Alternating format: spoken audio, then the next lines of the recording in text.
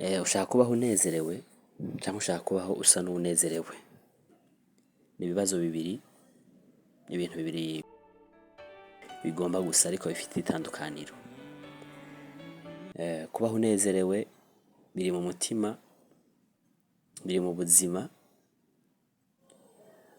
ni ku munsi ubaho utanga umunezero, ubaho ugaragaza umunezero, ubaho wifuriza abandi kunezerwa, kumererwa neza, kuroranirwa. Hanyuma ikindi cya kabiri, uba ugomba kubaho ubuzima atari ubwawe. Ntubaho unezerewe naho ugomba kugaragara nk'unezerewe, ntubaho unezerewe, ntubaho ufise uwo munezero w'indani muri wewe.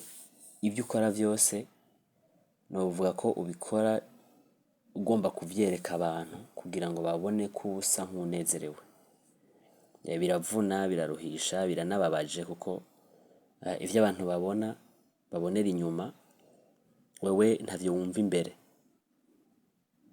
Ivyo abantu bakubona ko bakumva umenga bo kwifuza kuba nk'uko uri, nawe uri ahantu novuga ubabariye, kandi abakubona inyuma nta nico bazoza banagufashe kuko nta woronka hahera kugira ngo agire ico agufashisha muri ubwo buryo, kugira ngo ushobore guhindura ico kintu ugerageza kugaragaza kandi atariho kiri indani muri wewe. Ndakwifurije rero kubaho unezerewe kuko ubuzima ni gwawe, ubuzima na ubwabawe bakwegereye kuko nibo bakumenya cane.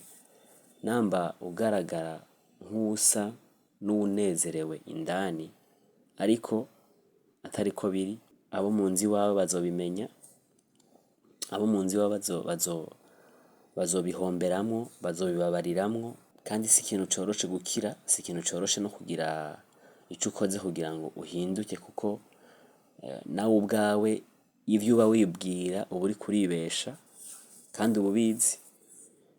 Rero biragusaba n'inguvu nyinshi niyo ugerageje kubikira kugira ngo ugere aho hantu uba umuntu anezerewe. Nukuri ntawe utanga ico adafise, n'ivyo ugerageza gutanga, n'ivyo ugerageza kwerekana, n'ivyo ugerageza kugwana ugomba gushimisha abakwegereye canke abakubona, ntaco biheza ngo bifashe abo bantu bariko barakubona. Barashobora kuvyifuza gusa ariko nta kintu novuga bagukurako c'ubuzima.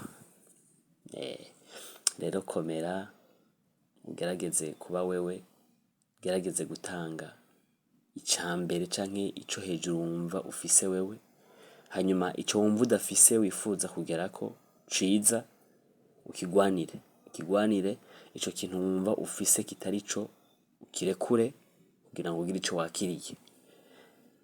Nturi uwo ari we wese, nturi umuntu yaje ngaha mw'isi kuba uwusa n'abandi. Imana yakuremye ufise ishusho yawe yaguhaye, kandi ufise n'ico yashize muri wewe yifuza kugaragariza muri iyi si kugira ngo abandi babinezerererwe canke babigeko, bibigishe, bibafashe, bibatahuze, bibahe kumva ko kubaho biraryoshe, bibatahuzeho kubaho biryoshe. Nico numva uyu mugoroba nagomba ko twigishanyako canke dutahuzanya. Sindabibamwo cane ariko numva ndavyifuriza umuntu wese, kuko ndazi ko birafise ico bitanga, birafise ico bikora mu buzima bw'umuntu.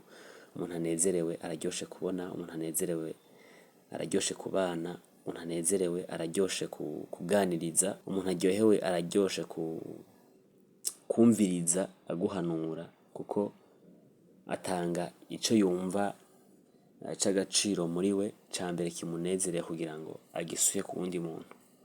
Ntawe utanga ico adafise. Ibihe vyiza kandi Imana iguhezagire cane.